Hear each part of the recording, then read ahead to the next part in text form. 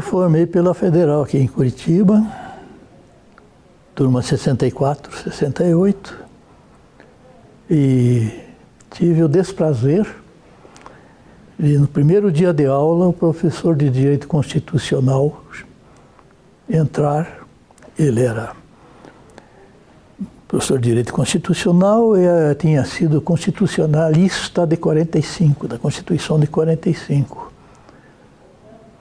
Ele pediu desculpa a todos e disse que não poderia dar aulas de Direito Constitucional no momento em que a Constituição tinha sido rasgada. Aí começou propriamente a história. Entrei no curso, foi...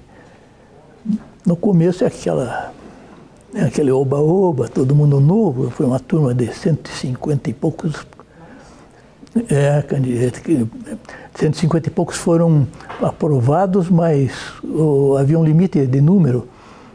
Então havia, digamos, 50 excedentes aprovados, porém não poderiam entrar porque eram excedentes do número. Aí começou ali o movimento, os excedentes procurando pressionar, e os que estavam lá dentro fazendo pressão também. Resultado, os excedentes foram admitidos. Então eu tinha uma turma com uma sala imensa com 150 e poucos alunos. Ali tinha de tudo, né? Tinha gente daqui, tinha gente dali, tinha gente do interior do Paraná, de Santa Catarina. Paraná naquela época ainda tinha muito estudante que vinha de Santa Catarina, porque ainda não havia universidade lá. Era uma situação tão drástica, digamos, para eles, que eles tinham uma associação dos estudantes catarinenses e os candidatos a deputados lá de Santa Catarina vinham fazer campanha aqui, porque o número de eleitores aqui dava para eleger um deputado lá. Então era uma turma muito heterogênea, muita gente que vinha do interior, outros vinham de Mato Grosso. Foi uma experiência muito gostosa. Mas aí começou, né, com o golpe de 64, o Centro Acadêmico Hugo Simas, que era o Centro Acadêmico de Direito, estava fervendo de movimentos contra a ditadura, pela redemocratização, tudo, e aquilo foi envolvendo. O senhor participou ativamente? Eu participei e paguei o pato, né? Paguei bastante caro pela participação, porque acabei sendo personagem do primeiro IPM do Paraná, inquérito policial militar, que investigava as atividades comunistas. O comunismo era o demônio da época, né? Era o demônio que justificava todas as barbaridades que se faziam. Então eu fui envolvido naquele, meu irmão foi também, vários colegas, alguns que estão espalhados pelo Brasil, hein? Alguns eu tenho certeza que foram mortos, outros foram sumidos.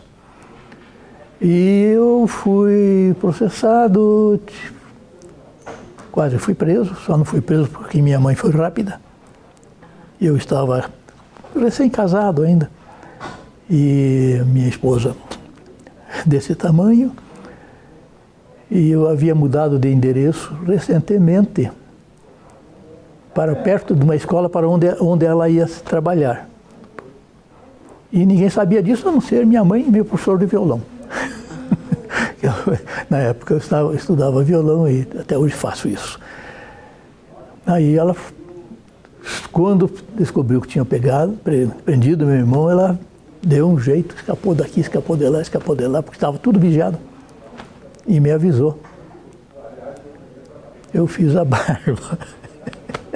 Na época eu tinha barba ruiva. Fiz a barba, chamei um amigo que era um dos poucos amigos que tinha carro, ninguém tinha carro naquela época. Pedi para ele me levar até onde? Era um convento dos dominicanos. Eu tinha um colega, eu fazia direito e fazia filosofia. E na filosofia eu tinha um colega que era dominicano, ele era frei. E se eu era da esquerda, ele era duplamente mais da esquerda que eu. E vamos ver lá se eles me dão uma acolhida, né? Nem entrei. Eu já disse, nem chega aqui. Que aqui todo dia eles vêm fazer partida. Olha só. Olha o que eu fiz. Peguei minha trouxa, peguei um ônibus, fui para o norte do Paraná, em Bela Vista, Paraíso, a terra que era da minha esposa, onde morava meu sogro, minha sogra, os parentes dela. E fui lá, bati na porta e disse, olha, eu estou fugindo. Jogou limpo. Joguei limpo. Bom, fiquei lá, ninguém mais sabia que eu estava lá, só o delegado de polícia e o escrivão. Cidade pequena é outra coisa, né? Todo mundo sabe. Fiquei lá algum tempo e eu digo que eu fui o único perseguido político que não foi para o exílio, foi para o exílio. E consegui um habeas corpus. Eu sempre brinco também, gozava da minha sogra. Digo, me consideram habeas corpus, considerando que eu estava sofrendo, padecendo de um regime cruel, né, violentador dos direitos naturais, por estar na casa da sogra. Tadinha da sogra. É brincadeira, claro. Mas ela entendeu. Ela entendeu. Foi muito bom nesse sentido, eles foram muito bons. Meu sogro tinha uma característica, uma coisa que pouca gente conhece hoje, ele era rábula. Rábula era o advogado que não era advogado, era o advogado prático. E ele tinha um escritório, tinha 2 advogados que trabalhavam com ele não assinava. Tinha uma biblioteca enorme, muito boa. E eu fiquei ali. E foi ali que comecei realmente a ter contato com o direito. Até então eu considerava o direito uma coisa menor. Tanto que eu estava mais me dedicando à filosofia do que ao direito. Aí eu peguei, tinha toda a coleção do Pontos de Miranda, comecei a ler aquilo. E disse, meu Deus, existe inteligência nesse universo?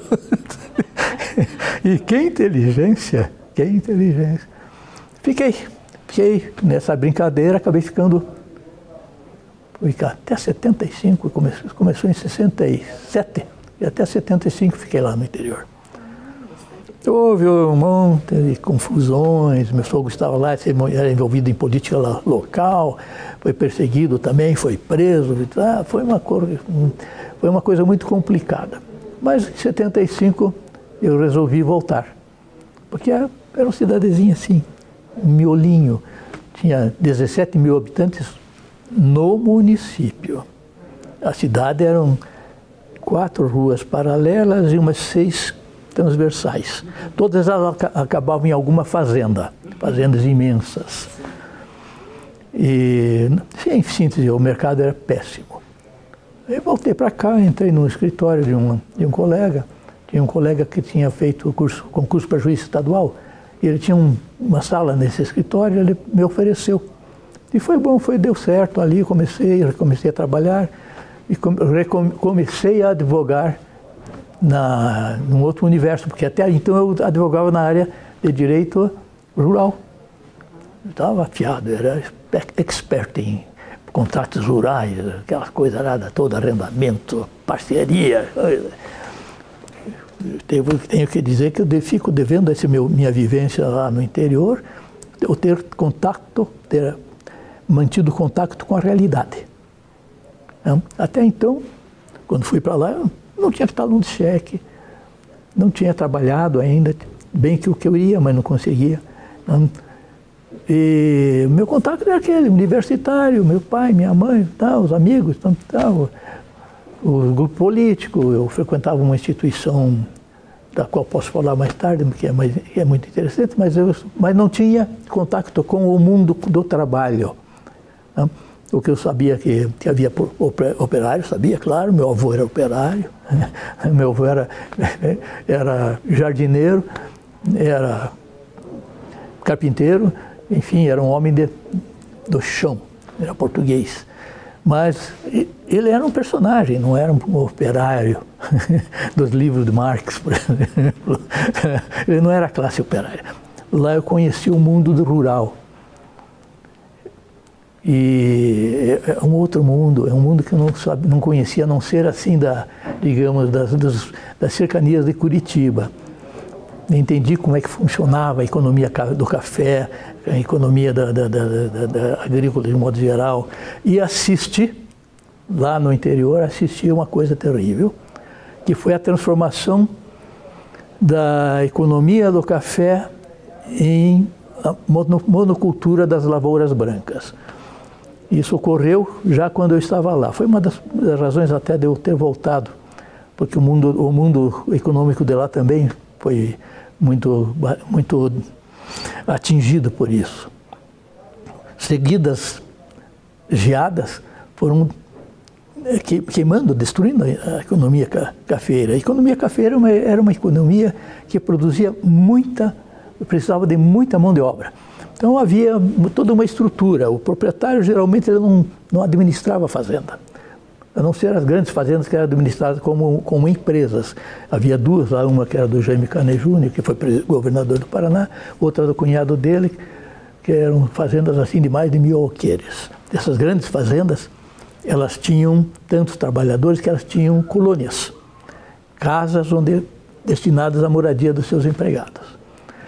As propriedades menores, eles trabalhavam geralmente pelo regime ou de arrendamento ou de parceria, onde um trabalhador produzia e dividia a produção com o proprietário na parceria, ou pagava um arrendamento, geralmente pagava o arrendamento em produto também. E isso era interessante porque trazia tudo muito dinheiro para a economia do local. As pequenas cidades tinham economia muito ativa. Sábado era uma festa, a cidade era um formigueiro, aquele mundo de gente vinha da roça com saco de algodão para encher de comida, de coisas, fazer as compras e levar para gastar na semana. De repente acabou o café.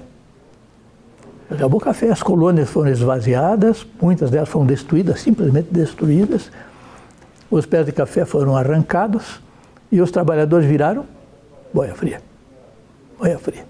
Ficaram amontoadas nas beiradas da cidade porque não tinham mais lugar nas fazendas.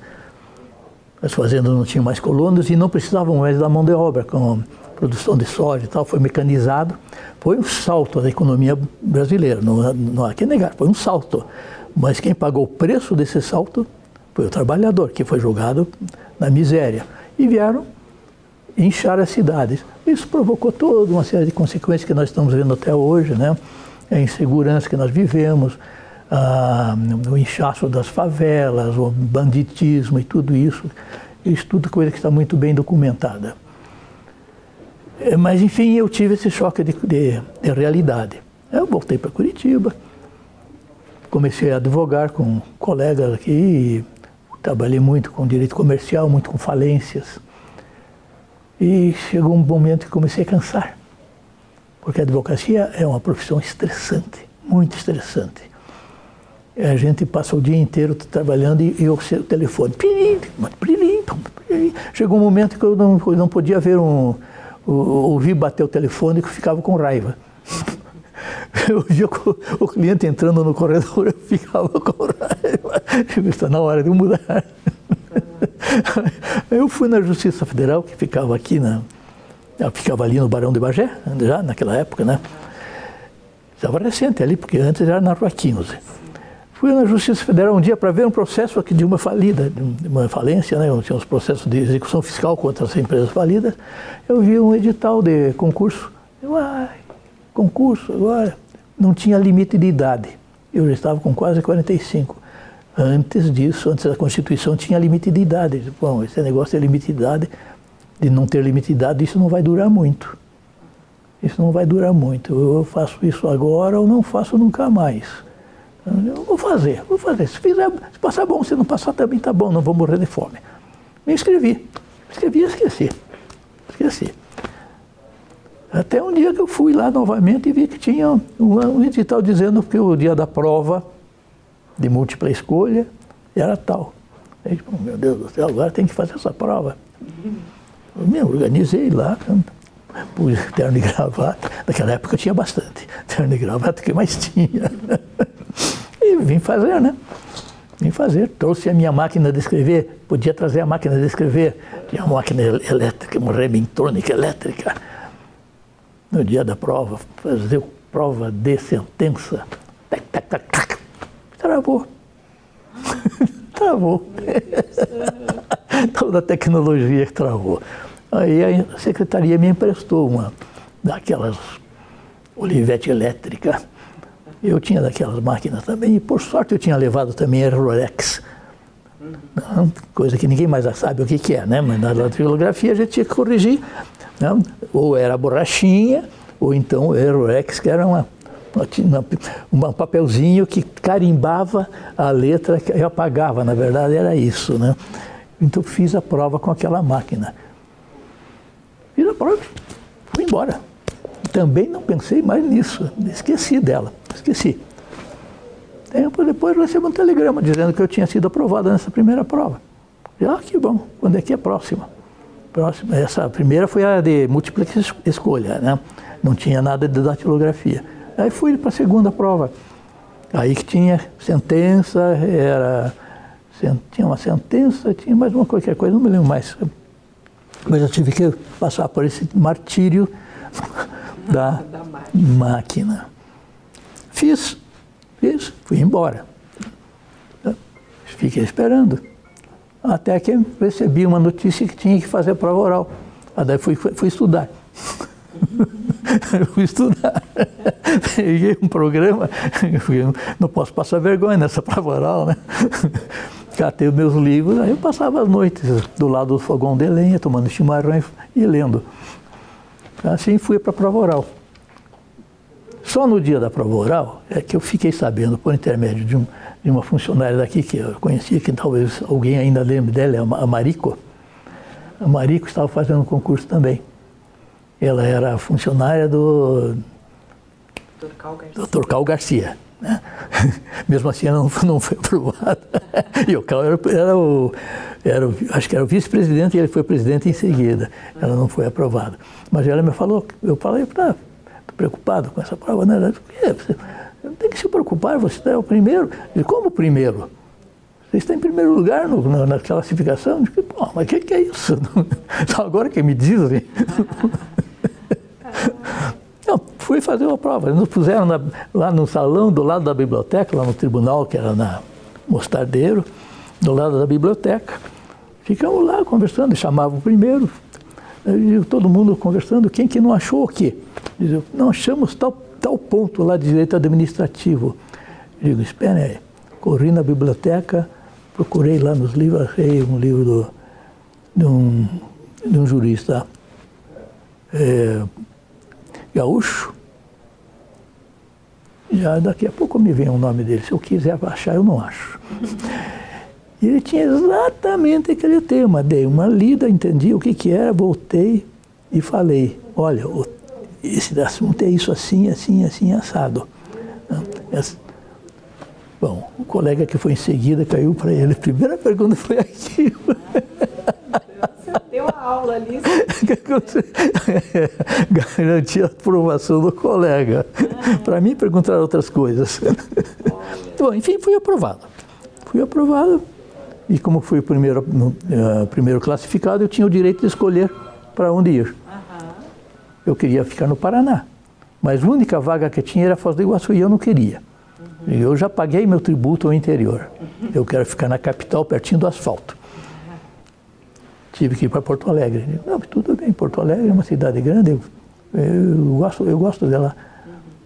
Eu conhecia muito pouco Porto Alegre, mas fui para lá. E gostei muito. Fiquei lá 1 ano e meio, mais ou menos.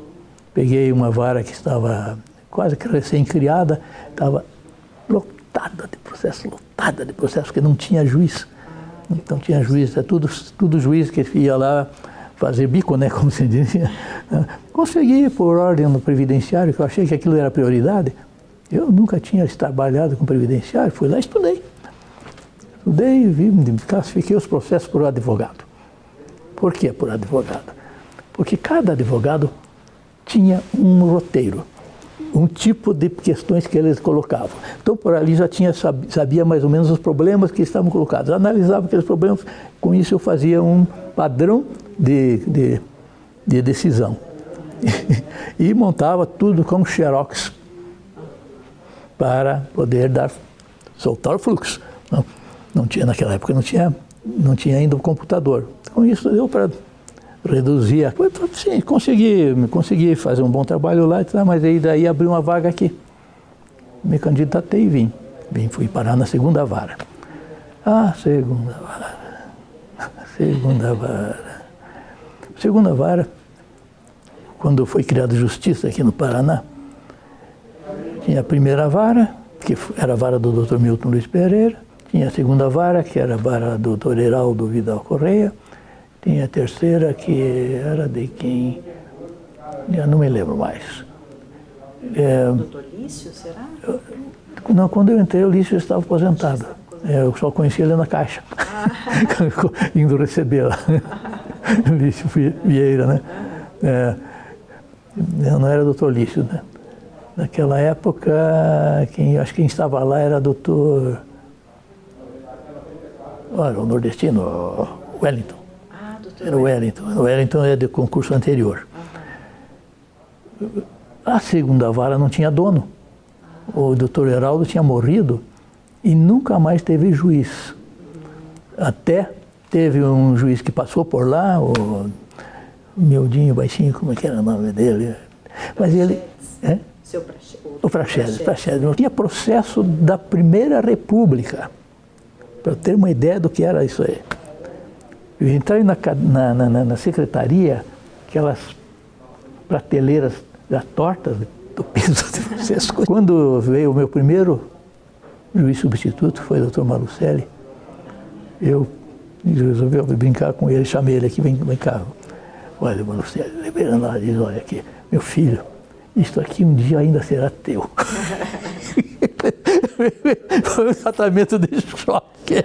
Eu tinha dificuldade de conseguir. Tinha a diretora de secretaria, que era a Mirtes, que estava já no aposenta, não aposenta. Aos pouquinhos consegui. A Mirtes se aposentou. Ela tinha uma vantagem, a Mirtes era autoritária, então ela fazia funcionar a coisa. Era mandona. Ela deu testemunho aqui. Deu, né? Ela era, você olha para ela, bom, falar grosso, mas ela era muito querida. Despachada. Daí eu consegui um diretor de secretaria, que eu emprestei, foi do Wellington. O Wellington que me arranjou o Glauco. O Glauco já se aposentou, acho que não sei onde que ele anda. De moto por aí. De moto, eu ainda preciso localizar o Glauco, porque é uma pessoa que foi muito bom, diretor de secretaria, ele era muito jeitoso para lidar com as pessoas. Então tinha duas funcionárias que, meu Deus do céu, como encrencavam, como brigavam. Brigavam entre si, brigavam com os outros. Isso é natural do humano, né? Uma delas um dia chegou para mim e me contou, doutor, fui pegada por aranha marrom. Eu digo, e ela morreu, né? E ela aceitou a brincadeira. Mas aos poucos a gente foi depurando. Sim. Foi depurando, foi melhorando, consegui um assessor melhor. Tinha um rapaz que era muito bom, mas ele queria ser diretor de secretaria. Ele era bom, estava estudando, mas não podia ser. Não era bacharel em direito. Digo, eu não posso indicar ao tribunal um diretor de secretaria que não é bacharel. Deu trabalho conseguir, mas consegui. Bom, enfim, fui tocando. E ali, dali a pouco, eu já comecei a substituir no tribunal. Fui convocado para o mutirão. Foram 2 ou 3 mutirões. Eu não me lembro mais quantos. Foram vários mutirões. Aqueles mutirões foram muito bons, porque deu uma limpada naquele universo de processos antigos, que tinha processos imensos, processos muito difíceis de julgar, tinha os processos dessa região aqui atrás, a Vila do Mitila. Eu levei aquilo até a perícia. Depois tinha um outro dos índios lá, dos caigangues, lá da fronteira, eram processos complexos. Foi aos poucos foi limpando com os mutirões.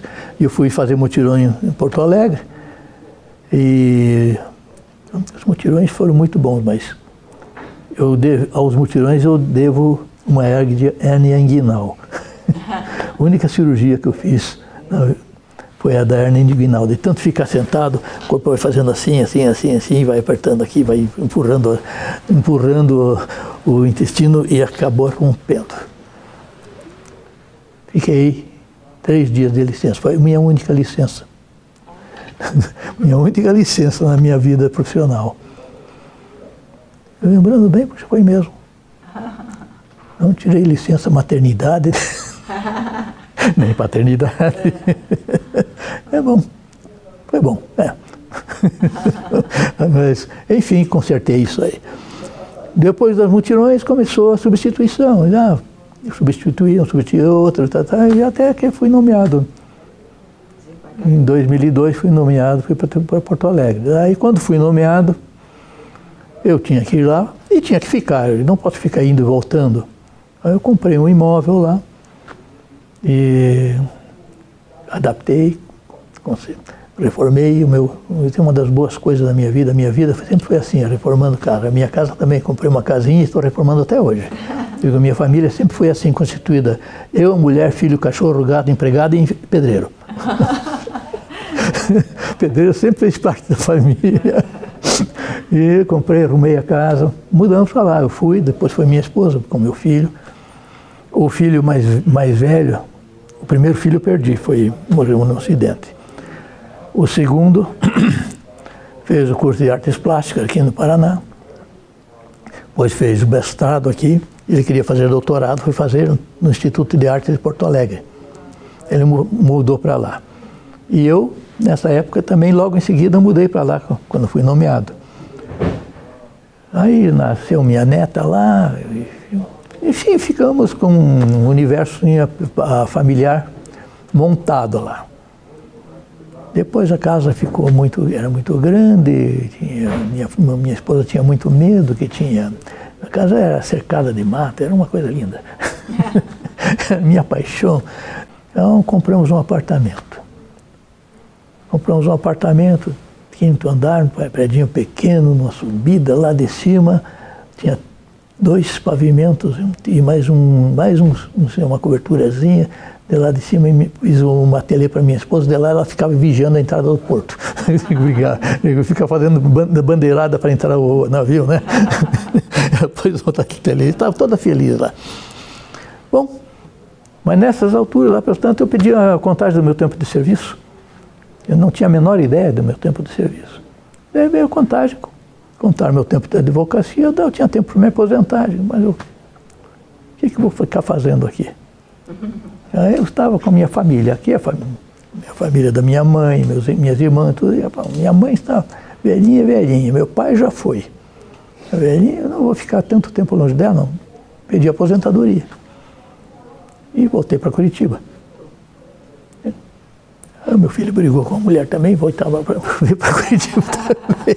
Voltou a família curitibana. Voltou a família curitibana. Fiquei aqui até algum tempo, comecei a advogar de novo. Eu não queria advogar, mas aí eu encontrei vários processos meus ainda em andamento.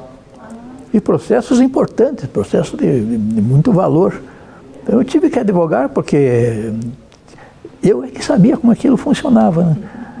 E consegui tocar. Até hoje tem alguns que estou tocando. E apareceu mais alguma coisa. Então eu sempre brigo. Comecei a minha vida profissional como embargador, como advogado lá no interior, defendendo o pobre lá, depois defendendo o falido aqui. Era um embargador, embargava a execução, embargava isso, embargava aquilo. Aí fui juiz e desembargador. Agora sou reembargador. Essa é a história. E, doutor, uma curiosidade, quando o senhor era advogado, o senhor foi o advogado da massa falida desse terreno? Aqui tinha a firma Vena Móveis e Colchões. Exatamente. Que produzia móveis e colchões. E essa firma faliu. E o síndico nomeado dessa falência era um dos advogados do escritório em que eu estava na época, Dr. Johnson Sade. E aí minha esposa estava aqui, minha esposa é advogada também, era, né? Ela faleceu. Era advogada e ele colocou ela como administradora da massa.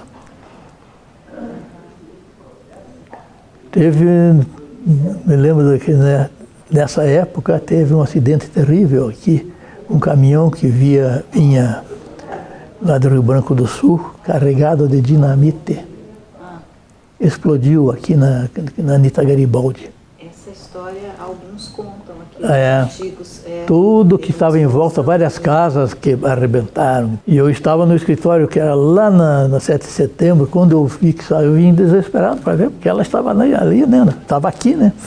Felizmente aqui não aconteceu nada, só quebrou o vidro, né? Mas não aconteceu nada. E o tempo que eu estava aqui na primeira instância, eu trabalhei, fiz muito processo, muitos julgamentos na área de tributário, principalmente tributário e SFH. Então, geralmente, as questões tributárias, quem primeiro julgava na região era eu. SFH também, eu tinha um cartel de decisões muito grande da SFH. Aí eu passava isso para o juiz substituto, que é o Malucelli, depois para a doutora Leda. E quando eu queria saber como é que eu julguei tal coisa, eu ligava para eles. Porque eu julguei, não sei mais. Que interessante. A doutora Leda tem uma relação muito afetiva, né? Sim, com o senhor, sim. E acredito que o senhor com a doutora Leda é uma... Ela foi muito... Ela foi uma ela tomou conta dos meus e-mails. Sim, acabou depois, né, ajudando. Não, ela é muito ativa, né? Sim, muito ativa. estudiosa também. O professor Malucelli também, eu me dava muito bem com o Malucelli. Sim. Lamento que faz tempo que eu não vejo o Malucelli. Ele é desembargador também. Sim, no tribunal. mas já está aqui, né? Sim, a turma em que ele atua está aqui em Curitiba agora, né? Eu preciso fazer uma visita. Doutor, assim, e fora o direito, aqui eu tenho anotado que o senhor estudou violão clássico e toca violão clássico? Tudo até hoje. Não aprendi até hoje, tá vendo? Puxa, o senhor podia ter trazido o seu violão para tocar um pouco pra gente, né? Quem sabe se o senhor vem outro dia, a gente grava eu gosto muito. Eu tive a pretensão de ser músico. Quando eu tinha meus 17, 18 anos, eu estava me dedicando muito à música. Estudava piano, estudava violão. E comecei a ir a São Paulo para estudar violão com um professor de primeira linha, mas não foi muito longe. Daí veio a faculdade, veio toda essa confusão política. Quando eu fugi só com a minha maleta e a minha esposa depois fugiu com o meu violão. O meu violão. Levou o violão, né?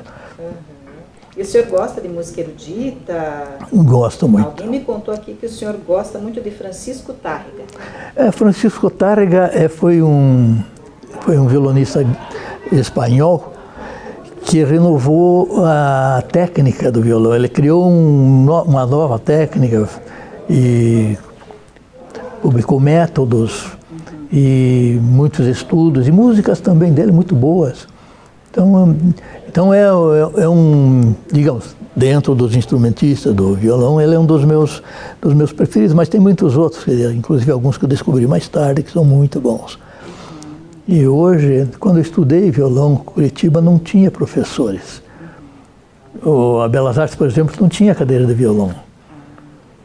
Eu comecei a estudar com um professor quando conheci um professor gaúcho que tinha vindo, ele era de Pelotas, tinha mudado para Curitiba e mudou-se para pertinho da nossa casa, da minha casa, em que eu morava ali no Alto do Cabral.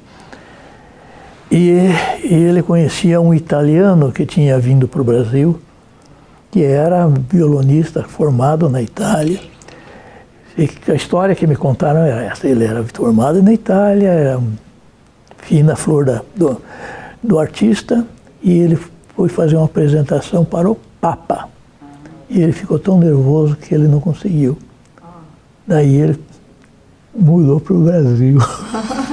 Ele era químico, formado em química. Aqui casou com uma moça, a família tinha uma indústria de produtos químicos, lá ele largou do violão, mas um terceiro que fez a ligação, levou o professor de violão, o professor...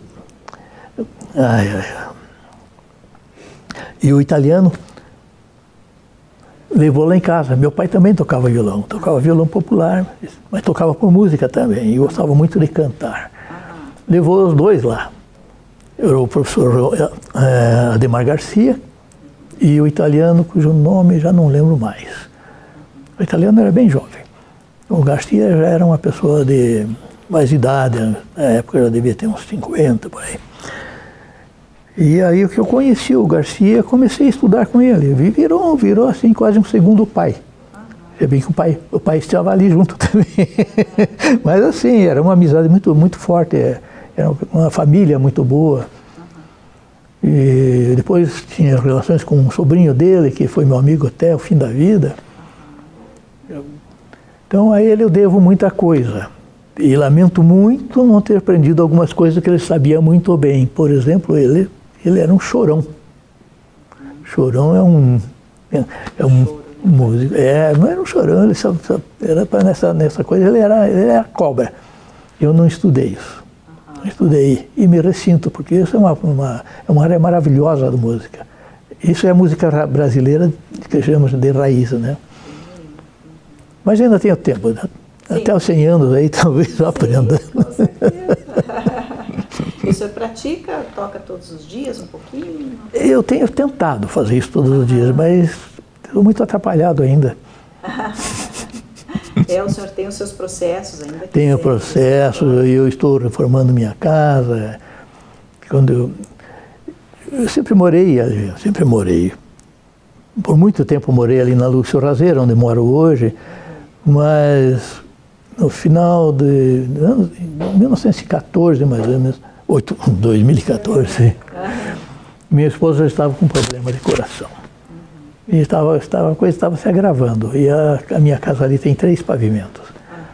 E ela não podia andar, subir e descer. Daí eu disse, vamos fazer uma casa plena.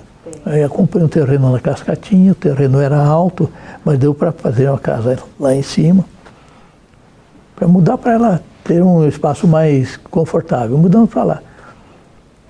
Isso eu fiz em 2014. Agora, quando ela faleceu, meu filho não queria mais morar lá, porque ela morreu lá. Então, voltamos para a casa aqui, mas nesse ínterim, a casa aqui foi saqueada. E, doutor, e assim, desses casos assim, que o senhor julgou, o senhor se lembra de algum em particular, assim, de alguma, tanto na primeira instância quanto como desembargador? Uma coisa que eu lembro agora, eu vou dizer, quando eu entrei na Justiça Federal em Porto Alegre, a 13ª vara, 14ª, acho que é 14ª, 13ª era do João Cirro, 14ª vara. Era uma vara nova, estava com distribuição concentrada, meia distribuição de Porto Alegre ia para lá. Que envolviam questões políticas graves daquele tempo do Collor, iam parar na minha mão. Bloqueio de cruzeiros, de cruzados, tabelamento do preço, tabelamento das contribuições previdenciárias, dos benefícios previdenciários, tudo vinha na minha mão. E o Ministério Público estava recém fortalecido pela Constituição e estava atuante. Então, tinha 3 procuradores que viviam entrando pela minha porta. Eu sei que eu apelidei os 3 cavaleiros do Apocalipse. Quando eles entravam, eu já sabia que era ação civil pública, uma coisa desse tipo. E eu concedi uma liminar quando o INSS não estava pagando as correções dos benefícios de acordo com o previsto na Constituição. Concedi uma liminar para que o INSS fosse intimado para cumprir, ou, se não cumprisse, para sequestrar verbas. Não cumpriu. Mandei sequestrar um monte de dinheiro lá no interior. Tá? Aquilo foi caçado depois, tá? Eu esqueci. Depois houve um movimento lá, forçaram o INSS, foi resolvido o problema. nunca soube que eles tivessem ido atrás do dinheiro que foi sequestrado lá. Primeiro esse da Vila Domitila. Eu achava que esse era um caso assim, em que tudo era mal explicado. Tudo era mal explicado. Tinha um senhor que dizia que aquilo ali era tudo herança da mulher. Tinha outros diziam que aquilo não era do INSS, não era dele, mas também não era do INSS. E foi que eu acabei determinando uma perícia, que foi feita. E o perito, na época, pelo que eu me recordo, eu já tinha... Eu não peguei essa perícia. Quando o perito entregou, eu já não estava na vara. Mas o perito parece que concluiu que a área do INSS era mais para baixo. Pela localização tal, dos rios, etc. e tal. E parece que era isso mesmo. Que depois houve também uma comissão parlamentar de inquérito aí na Assembleia que andou mexendo com isso. Bem, mas não vem ao caso, mas esse foi um caso que me marcou bastante. O outro era dos índios. Sim. Era dos índios na região ali de Laranjeiras do Sul, mais ou menos, né? É uma área que era a área de todas aquelas terras daquela região, que são terrenos de fronteira, né? E eram da União. E a União concedeu ao Estado, para o Estado localizar as duas tribos que conviviam ali, mas não se misturavam, eram os Guaranis e os Caigangues. Para alocar aos dois, e o que sobrasse, colocar imigrantes, agricultores e imigrantes. Agricultores. Bom, o Estado que fez, pôs os Guaranis aqui, os Caigangues aqui, coisa que ele não podia fazer porque eles não se pitam. E o resto concedeu a uma família de imigrantes árabes de sobrenome Curi.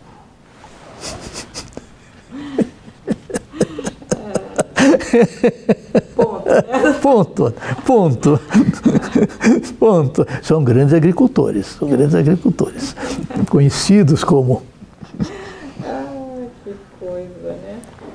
Ali também eu determinei para uma perícia para saber se havia vestígios de terras historicamente indígenas. Foi nomeada uma perita etnóloga. O nome dela, ela era filha, se não me engano, do professor Vieira Neto. E o outro que nomeei um arqueólogo, que era... Ele era diretor do museu aqui, eu não me lembro mais o nome dele, mas ele era uma pessoa muito interessante, bem idoso. Mas era muito interessante, ele ficou tão feliz em fazer aquilo. Ele me perguntou, mas não sai um dinheirinho para despesas? Eu fiquei, coitado, pensando só no dinheirinho. Titica para as despesas. Era uma enorme de uma perícia aí. E de fato tinha os cemitérios indígenas ali. Não sei como é que acabou essa história. Eu fui para Porto Alegre e nunca mais ouvi falar.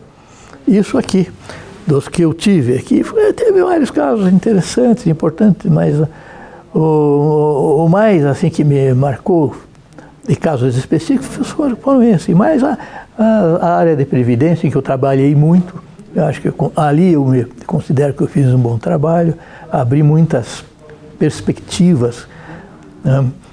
Algumas coisas que na época ninguém entendia, hoje os tribunais superiores já definiram na linha do que eu entendia. Fiquei no tributário, fiz muita coisa, mas o tributário é uma área assim mais fria. Sim. Mais fria, você não tem contato com gente, você tem contato com a empresa. Se o senhor tivesse que dar um conselho para quem está entrando na carreira agora, tanto como magistrado, como servidor, assim, o que o senhor diria? O senhor teria conselho não se dá, se vende, dizem, né? Eu conheço duas histórias, eu vou contar só uma. Perguntaram para aquele jornalista, Nelson Rodrigues, autor de teatro e tudo, né? Ele era muito rabugento. Perguntaram Que conselho poderia dar aos jovens? Ele disse, envelheçam. A outra não vou contar porque é do Milor Fernandes e é feia. O Milor, né? Tem a sua verve. Mas o que eu poderia dizer para os colegas? Estudem, estudem, estudem. E não se limitem aos livrinhos de processo civil. Estudem. Vão ver o que está sendo julgado, vão ver como é que é construído o direito, vão ao fundamento, não? Vão à história. Porque senão vocês vão ser sempre praxistas, repetidores de formulários.